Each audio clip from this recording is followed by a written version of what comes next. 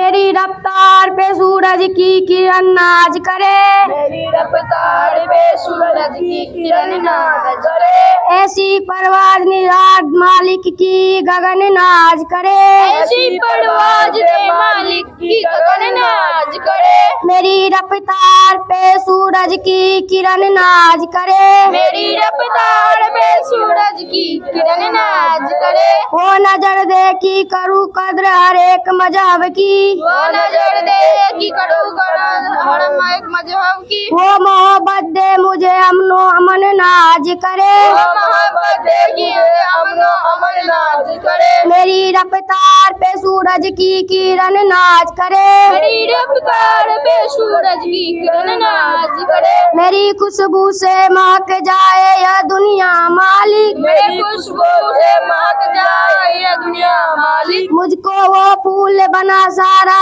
चमन नाज करे, मुझको वो फूल बना सारा चमन नाज करे, मेरी रफ्तार पे सूरज की किरण नाज करे, मेरी रफ्तार पे सूरज की किरण नाज करे, इल्म कुछ ऐसा दे मैं काम सबके आऊं, इल्म कुछ ऐसा दे मैं काम सबों का आऊं, हौसला ऐसा ही देगा गंग जमन नाज करे, हौसला ऐसा ही दे गंजमन नाज करे, मेरी रफ्तार पे सूरज की किरण नाज करे, मेरी रफ्तार पे सूरज की किरण नाज करे, आधे रास्ते पे ना रुक जाए मुसाफिर के कदम, आधे रास्ते पे ना रुक जाए मुसाफिर के कदम, शौक मंजिल का हो इतना की थकन नाज करे, एक मंजिल हो इतना कि सब नाज करे, मेरी रफ्तार पे सूरज की किरण नाज करे, मेरी रफ्तार पे सूरज की किरण नाज करे,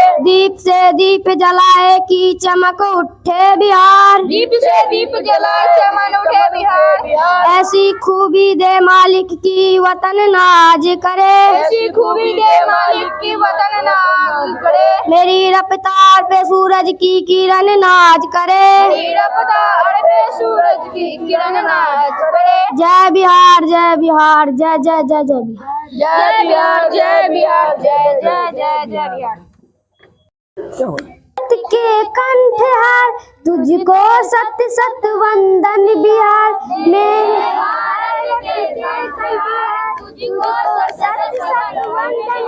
मेरे भारत के कंठहार तुझको सत सत वंदन बिहार,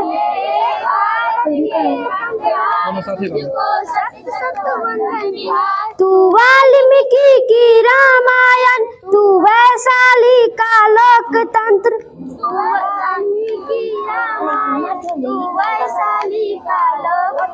तू बोधिसत्व की करुणा है, तू महावीर का शांति मंत्र,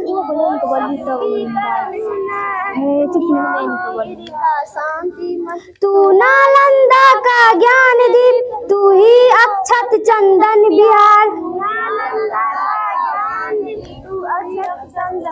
तू है अशोक की धर्म ध्वजा, तू गुरु गोविंद की वाणी है,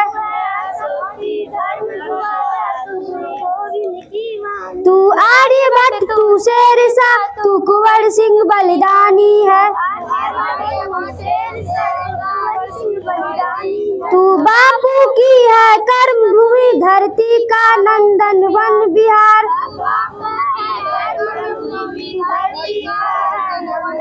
तेरी गौरव गाथा अपूर्व, तू विश्व शांति का अग्रदूत,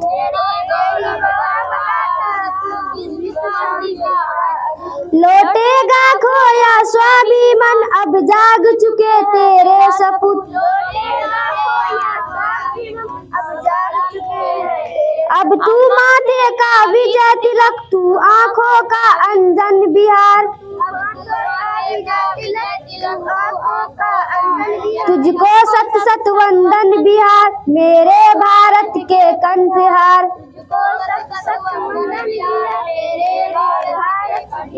तुझको सत सत वंदन बिहार, मेरे भारत के कंठहार, ये प्रेरणा मोटिवेशनल के तौर पे मिलते रहेंगे और उस मोटिवेशनल के बदौलत हम अपनी मंजिल को आसानी से पा सकते हैं। ये हम प्रेरक प्रसंग की शुरुआत करते हैं। एक लड़का था जिसका नाम रवि, और वह लड़का छोटे से गांव में रहता था और बहुत ज़्यादा गरीब ही था, जिसका मुख्य कारण था पिता का कुछ समय पहले एक्सीडेंट हो गया था और ज़्यादा घायल की वजह से उसे सर्जरी करनी पड़ी। दोनों हाथों को काट करके हटाना पड़ा।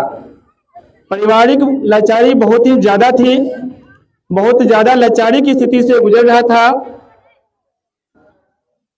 अब जब रवि का पिता दिव्यांग हो गए तो उन्होंने, पहले वह खेती करते थे, दिव्यांग हो जाने की वजह से वह खेती भी नहीं कर पाए। उन्होंने खेत जो है एक व्यक्ति जिसका नाम रामू काका होता है उसको बटाई पर दे देता है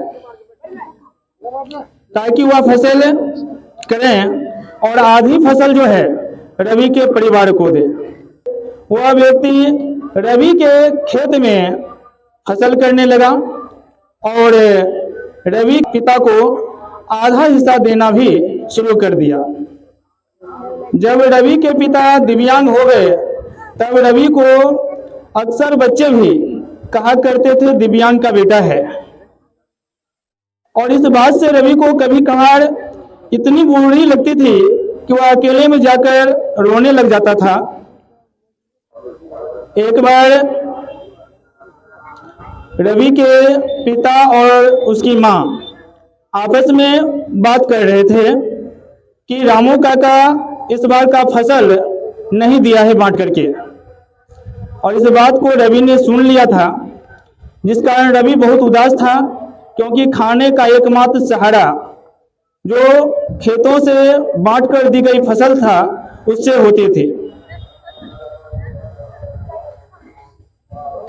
और रवि के पिता बोलते हैं कि अब की बार जाएंगे, कहेंगे रामू को कि क्यों नहीं अभी तक आप फसल दिए। तो जब वहां गया, रामू के पास बोला कि इस बार फसल नहीं पहुंचाए, तो उन्होंने कहता है ये खेत तो मेरा है, ये खेत आपका नहीं है। उस खेत पर वह कब्जा कर लेता है। पंचायत बैठाई जाती है। गांव वाले को दिखाने के लिए रामू ने झूठे दस्तावेज बना करके पेश करते हैं पंचायत में, और इस तरह से खेत पर पूरा कब्जा कर लेता है। रामू के पिता की लाचारी का फायदा उठाया जाता है। इस बात की पता जब रवि को चलता है, वह उस दिन बहुत उदास होता है और स्कूल में जाकर भी चुपचाप उदास एक कोने में जाकर रो रहा था। जब शिक्षक उसे देखते हैं तो पता करते हैं कि बात क्या है, और पता चलता है तो शिक्षक समझाते हैं जो हुआ उसे तो जाने दो, लेकिन तुम जो है इससे निजात पा सकते हो, क्योंकि अभी आपको समाज भी साथ नहीं दिया, झूठा दस्तावेज बना लिया है। इसका एकमात्र है कि तुम शिक्षित होकर के अच्छे से पढ़ाई लिखाई करके एक बड़ा सरकारी ऑफिसर बनो, और आप अपने माता पिता के जो अपना अपमान हुआ है उसका बदला भी ले सकते हो, खेत भी छुड़ा सकते हो। रवि को यह बात समझ में आ गई। रवि को शिक्षक ने रवि से कहा तुम आईएएस ऑफिसर बनो अच्छे से पढ़ाई करके। रवि भी पढ़ाई मन से करने लगा। वह रात रात भर पढ़ाई करता रहता था। जब 12वीं परीक्षा पास किया रवि तो पूरे गांव में सबसे ज्यादा नंबर लाया उन्होंने, और आगे की पढ़ाई के लिए उसे शहर जाने के लिए रुपये नहीं थे। कुछ दिन ट्यूशन पढ़ाए। फसल नहीं आ रही थी खेतों से, इसलिए उसकी माँ दूसरों के घर में रसोई का काम करती थी। किसी तरह से रवि शहर जाता है पढ़ाई करने, और वहां पर 5 सालों तक लगातार मेहनत करते हुए वह एक दिन आईएएस ऑफिसर बन करके आता है। जब आईएएस ऑफिसर बना, इन्होंने अपना मन की बात बताई कि हमारी पोस्टिंग हमारे जिले में हो। उसकी पोस्टिंग भी उसी के जिले में कर दी गई। जब रवि अपने गांव आईएएस ऑफिसर बन के आया तो लोगों ने उसको नमस्कार करने लगे, स्वागत करने लगे, और उन्होंने तभी रामू काका को बुलाए और उनसे पूछे कि आपने जो जमीन का दस्तावेज दिखाए थे वह दस्तावेज दिखाइए। जब दस्तावेज दिखाया गया तो पता चला ये नकली दस्तावेज है। उसके बाद कोर्ट में केस कर दिया जाता है, फिर जाकर न्यायालय से फैसला आता है, कागज को फर्जी बता करके रवि का जमीन फिर से वापस किया जाता है। और जब शिक्षक को भी पता चला कि जिस लड़का को हमने समझाया वो आईएएस ऑफिसर बनकर आ गया है, तो शिक्षक भी गए, वो रवि शिक्षक को देखते ही पैरों पे पड़ गए, अपने शिक्षक को प्रणाम करते हुए आशीर्वाद लिया।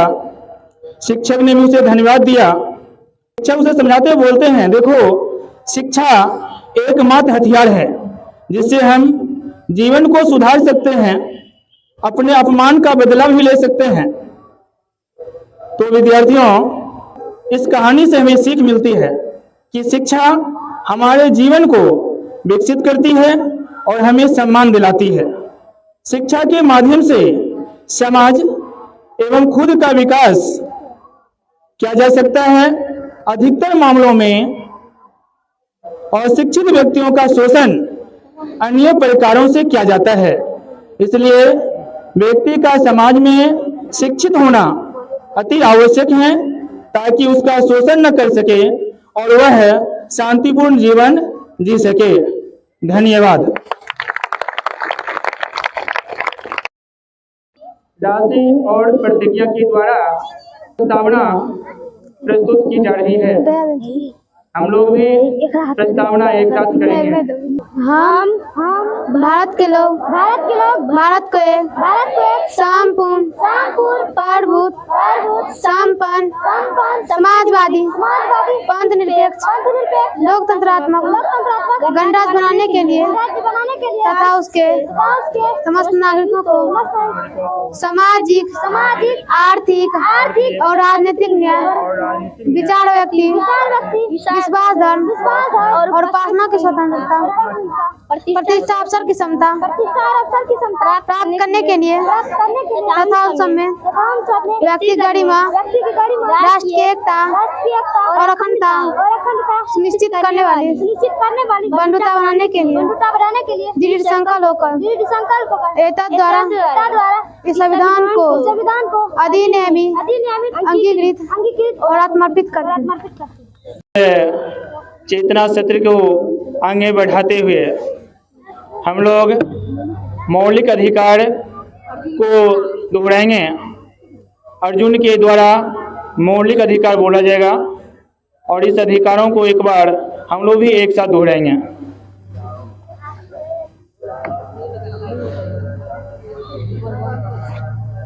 हमारे 6 मौलिक अधिकार है। पहला समानता का अधिकार, दूसरा स्वतंत्रता का अधिकार, तीसरा शोषण के विरुद्ध अधिकार, चौथा धर्म की स्वतंत्रता का अधिकार, संस्कृत और शिक्षा संबंधित का अधिकार, छठा संवैधानिक उपचारों का अधिकार। अब चेतना सत्र की अगली कड़ी में हम लोग मौलिक कर्तव्य को जानेंगे। साथ ही साथ ये मौलिक कर्तव्य कार्तिक के द्वारा किया जाएगा और सभी स्टूडेंट्स इसको दोहराएंगे। हमारे 11 मौलिक कर्तव्य हैं। भारत के प्रत्येक नागरिक का यह कर्तव्य होगा कि वह नंबर 1 संविधान का पालन करें और उसके आदर्शों संस्थाओं राष्ट्रध्वज एवं राष्ट्रगान का आदर करें। नंबर 2 स्वतंत्रता के लिए हमारे राष्ट्रीय आंदोलन को प्रेरित करने वाले उच्च आदर्शों को हृदय में संजोए रखें और उनका पालन करें। नंबर 3 भारत की प्रभुता, एकता और अखंडता की रक्षा करें और उसे अक्षुण्ण रखें।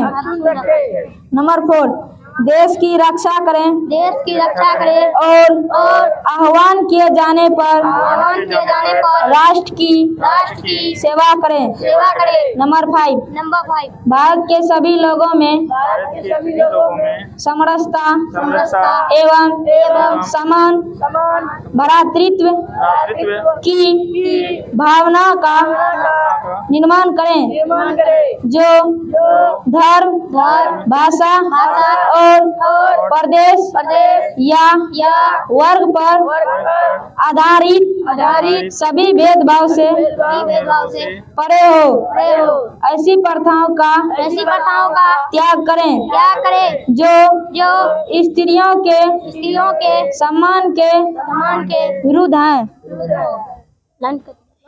हमारी सामाजिक संस्कृति की गौरवशाली परंपरा का महत्व समझें और उसका परिरक्षण करें। नंबर 7, प्राकृतिक पर्यावरण की जिसके अंतर्गत वन, झील, नदी और वन्य जीव हैं संवर्धन करें तथा प्राणी मात्र के प्रति दया भाव रखें। नंबर 8, वैज्ञानिक दृष्टिकोण मानववाद और ज्ञानार्जन तथा सुधार की भावना का विकास करें। नंबर 9, सार्वजनिक संपत्ति को सुरक्षित रखें और हिंसा से दूर रहें।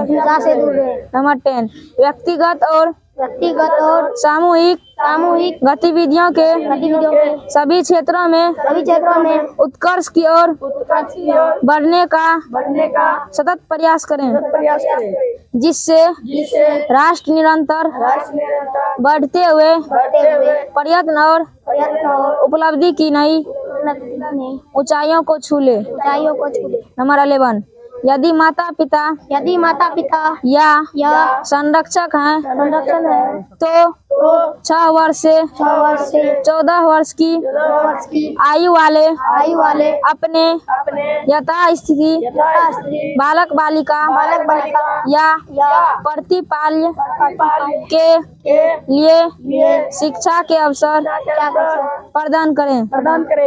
सरकारी विद्यालयों में शनिवार के दिन हम लोग सुरक्षित शनिवार मनाते हैं और प्रत्येक सुरक्षित शनिवार के दिन हम लोग नई आपदाओं के विषय में जानते हैं और उससे बचाव की भी जानकारी प्राप्त करते हैं। तो इसी कड़ी में आगे बढ़ते हुए आज हम लोग स्वास्थ्य से संबंधित कुछ समस्याएं हैं जिनके बारे में जानेंगे, साथ ही साथ उसके बचाव के बारे में भी जानेंगे। तो स्वास्थ्य से संबंधित आजकल की समस्याओं में निमोनिया सबसे ऊपर है। निमोनिया क्या है? निमोनिया एक प्रकार का संक्रमण है जो फेफड़ों में होता है। ये ज़्यादातर बच्चों में पाया जाता है। इसका संक्रमण ज़्यादातर बच्चों में होता है। ये इसमें जो है फेफड़ा जो है पानी से भर जाता है या फिर सांस लेने में तकलीफ होने लगती है और पानी के कारण, कफ के कारण सांस की बीमारी हो जाती है और बच्चे इससे प्रभावित हो जाते हैं। तो इसी स्थिति को हम लोग निमोनिया कहते हैं और इससे बचाव के लिए ठंडे के मौसम में हम लोग ठंड से यदि बच्चे को बचा के रखेंगे तो निमोनिया का खतरा घट जाता है। और गर्म कपड़े पहनना चाहिए गर्म कपड़े पहनने से भी निमोनिया का खतरा कम होता है। क्योंकि विद्यालय में ज़्यादातर बच्चे आते हैं, इसीलिए बच्चों के लिए निर्देश है कि आप ठंडे पानी का प्रयोग कम करें। कुहासा रहता है, कोहरा रहता है, तो आप सांस से कोहरा को अंदर ना जाने दें, मुंह को नाक को ढक के रखें और गर्म पानी का सेवन करें। साथ ही साथ गर्म कपड़ा को पहने और साथ ही साथ भोजन नियमित रूप से करें, संतुलित आहार लें। और यदि हम ऐसा करेंगे तो सर्दी जुकाम के साथ साथ निमोनिया के खतरे से भी बच सकते हैं। धन्यवाद।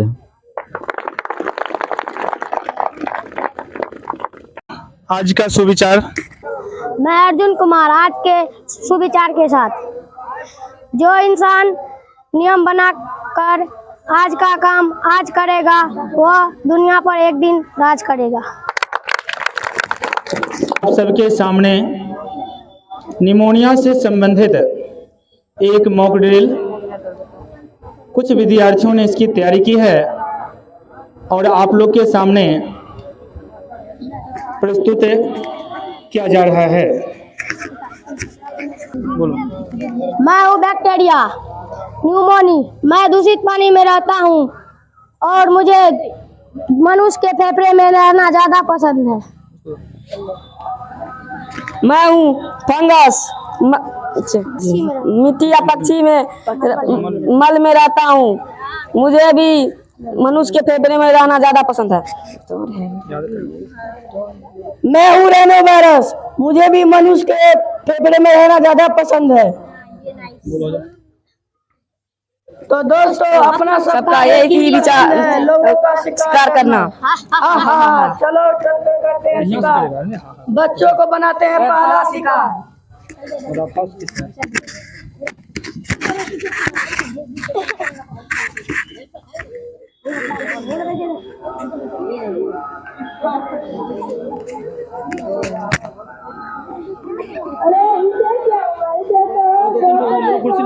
कुर्सी लेकर उठा के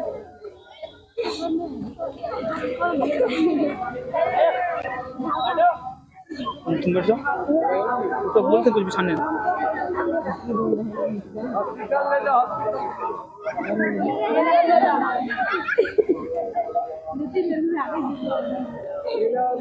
इधर से पूरा एक घुमा के दो चार बार घुमा के लाओ ना, तो तुरंत पहुंचा देता है। वीडियो बनाइए। दो चार बार घुमा दो चार बार। नर्स जॉन पूछो ना, मैं दो उसको यो एक हाथ में पकड़ना। नहीं पूछो बोल पूछो। हाँ क्या हुआ? मैडम, एक बहुत इमरजेंसी पेशेंट आया है, लेकर आओ। लेकर आओ, माइक रख दिया था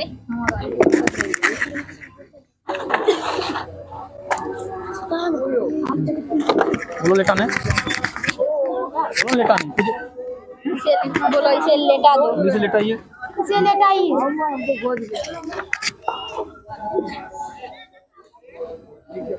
पूरा कम कॉपी। इसका 10 दिनों से मन खराब था और आज एकाएक बेहोश हो गया। कितने दिनों से हो रहा है? 10 दिनों से। जाओ। अब पूछेंगे इनसे डॉक्टर साहब क्या हुआ मेडिसिन को। क्वेश्चन पूछेगा आपको, उसके बाद अभी नहीं ये पूछेगा। बुखार खांसी के साथ बलगम भी होता है। हाँ हाँ। छाती में दर्द भी होता है। हाँ। लाइट चल। ठंड भी लगता है। हाँ ठीक है, पेशेंट को बैठाइए। बिठा ले।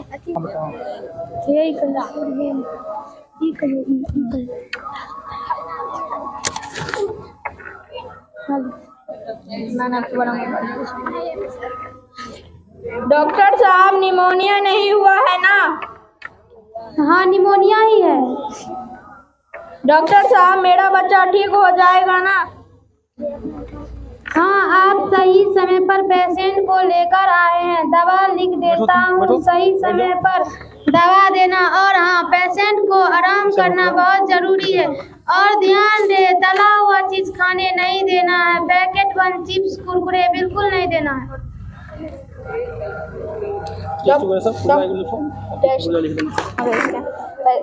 हाँ, लेके ये पेशेंट मतलब इस नर्स जाओ, इस टेस्ट करवा कर लाओ, है ना? पेशेंट चिचवा कराओ। सपना अच्छा, कैसे? तब तक निमोनिया के कुछ लक्षण को हम जानते हैं सपना और स्वीटी के द्वारा। इसी की जगह भी हम खांसी होना, कमजोरी लगना, थका हुआ महसूस करना, अच्छा सब लोग मैक्स का बोला था। जहाजों में काम होते खांसी होना, बुखार लगना, बेचैन महसूस करना, भूख में कमजोरी आना, पसीने आना, कभी वाले डर लगना, सांस लेने में कठिनाई होना, सीने में दर्द होना। डॉक्टर साहब निमोनिया नहीं हुआ है ना? डॉक्टर साहब निमोनिया क्यों होता है? दूषित जल व भोजन में बैक्टीरिया वायरस जैसे जीव रहते हैं। यदि वायु के द्वारा या दूषित जल व भोजन द्वारा मनुष्य के फेफड़े तक पहुंच जाता है और फेफड़ा को संक्रमित कर देता है। फेफड़ा में मौजूद वायु की थैली में मवाद भर देता है। इस वजह से मरीज को खांसने और सांस लेने में परेशानी होती है। ये संक्रामक रोग है, इसीलिए रोगी के पास अन्य व्यक्तियों खास कर बच्चों को जाने नहीं देना। साफ सफाई पर विशेष ध्यान रखना है। धन्यवाद डॉक्टर साहब। मैंने दवा लिख दिया है, ठीक हो जाएगा। नर्स से दवा ले लो।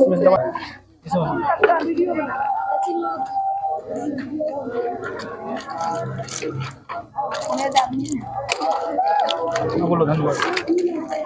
धन्यवाद डॉक्टर साहब। चलिए इस मोबाइल की एक बार जोरदार ताली हो जाए। बच्चों ने प्रयास किया। अब चेतना सत्र की अगली कड़ी में हम लोग चंद्रभूषण सर के द्वारा आज का ताजा तरीन समाचार सुनेंगे। नमस्कार, मैं चंद्रभूषण कुमार उच्च माध्यमिक विद्यालय बिशनपुर से आज के मुख्य समाचार के साथ।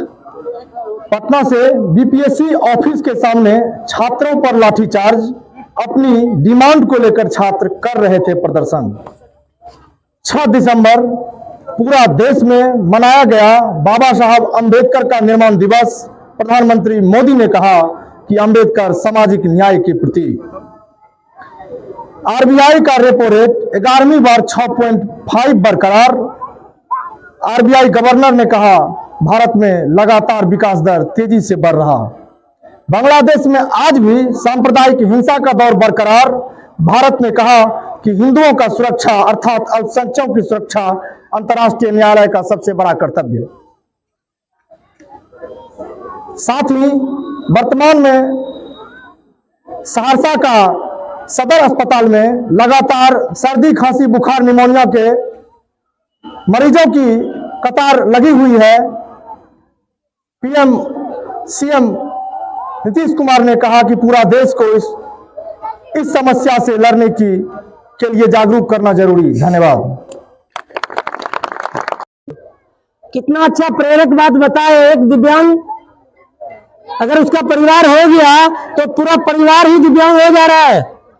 अगर कमाने वाला व्यक्ति अगर कोई गार्जियनशिप नहीं है तो समझ लो वह परिवार एक शिक्षा के बदौलत। ये प्रेरक बहुत ही अच्छी कहानियां थी जो बताया गया और ये रियलिटी आज कहीं न कहीं देखने को मिलता है। अगर तुम्हारे पास कितने धन है, महज शिक्षा नहीं है तो समझ लो तुम्हें ठीक से जगह भी नहीं मिलता है, ना बातचीत करने का शैली है और ना तुम्हें समाज में वह स्थान मिल पाता है। पैसा तुम्हारा आकलन नहीं कर सकता। पैसा के लिए तुम्हें शिक्षा भी बहुत जरूरी है। जो सुरक्षित शनिवार पे कार्यक्रम रखा गया था उससे संबंधित सारे बच्चों को सीखना है और अपने जीवन में अमल करना है। हम लोग शिक्षा के प्रति जब तक जागरूक नहीं रहेंगे तब तक हमारा पढ़ने का कोई उद्देश्य ही नहीं है। इसीलिए जो भी बच्चे भाग लिए, आज बहुत दिनों के बाद ये सरकारों के द्वारा जो कार्यक्रम चलाया गया सुरक्षित शनिवार, तुम लोग के डायरी में भी दिया हुआ है, हर महीना के शनिवार को कार्यक्रम दिया हुआ है और हर वीक ये कार्यक्रम होगा और सारे बच्चे भाग लेने का प्रयास करो और उसमें अच्छी से अच्छी भागीदारी निभाओ। अगर लोगे तो तुम्हारा ही विकास होगा, तुम्हारे स्कूल का विकास होगा और खास करके तुम्हारे गांव का विकास होगा और इससे पढ़ने के प्रति जागरूकता आएगी और जो भी बताया जाएगा वह हमारे समाज, हमारे प्रति, अपने प्रति अच्छी चीज सीखने को मिलेगा। और जो बच्चे भाग लोगे इसी प्रकार कुछ न कुछ प्राइज मिलेगा। और आज जो इसमें पार्टिसिपेट किया है, भाग लिया है, उसको प्राइज अभी दिया जाएगा और आगे से भी तुम लोग भी इसके प्रति प्रेरित रहो। और जो भागने की प्रति है, तुम लोग जो भागते हो, भागो मत। कहाँ भाग के जाओगे? आज यहाँ से घर भागोगे, खेत भागोगे, पूरा जीवन खेत में ही बीतेगा, घर में बीतेगा। इसीलिए शिक्षा लो और अपने जीवन में उतारने का प्रयास करो।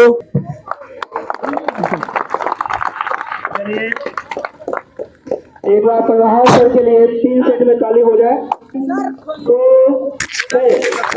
तो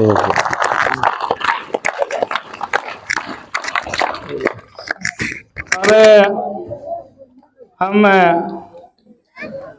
आज के HM प्रभात सर से निवेदन करना चाहेंगे कि वह अपने हाथों से राशि कुमारी को पुरस्कृत करें।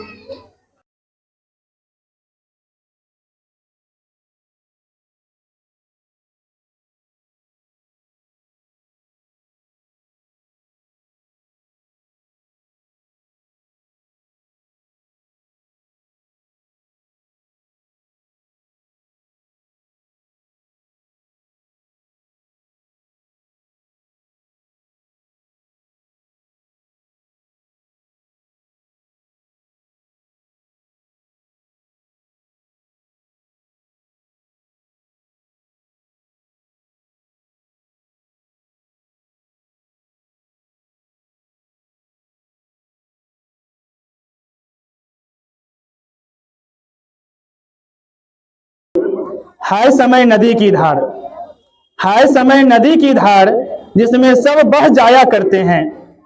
हाय समय नदी की धार जिसमें सब बह जाया करते हैं।